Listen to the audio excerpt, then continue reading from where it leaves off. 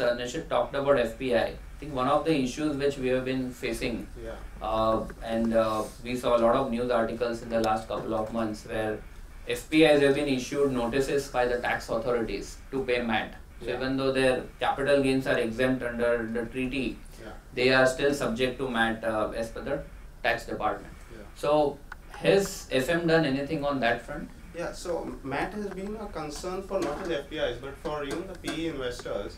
For that matter, any strategic investor. Let's say you have a Singapore investor and let's say it's an FPI, and the long-term capital gains are anyway tax exempt, and short-term capital gains on listed securities, if there's a 15% tax, and then under the tax treaty, the Singapore tax treaty, there is no tax, right? The issue is that the tax department has been taking a position that yes, you are not liable to pay tax because of the treaty, but you are still subject to MAT. So this budget, they proposed that MAT should not apply to FPIs, which is definitely great. It provides a good amount of certainty to the FPIs. But then the issue is, does that by implication mean that it applies to everyone else but FPIs? Does it apply to all the PE investors? Does it apply to any strategic investor out of Mauritius, Singapore, that is taking advantage of the treaty and achieving a zero tax outcome?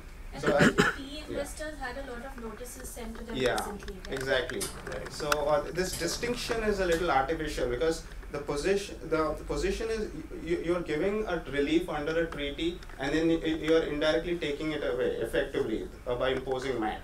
And ideally, the clarification should have been foreign investors are not subject to MAT unless you have a presence in India, because fundamentally MAT requires you to be maintaining your accounts in accordance with Indian standards, in accordance with the provisions of the Indian Companies Law, and foreign investors do not need to follow that. So by implication, MAT is never meant to apply to them, and there are a lot of court decisions which have also accepted that logic, but this segregation of FPIs and other investors and giving this relief only to FPIs is great for FPIs, but the hope is that it should extend to everyone.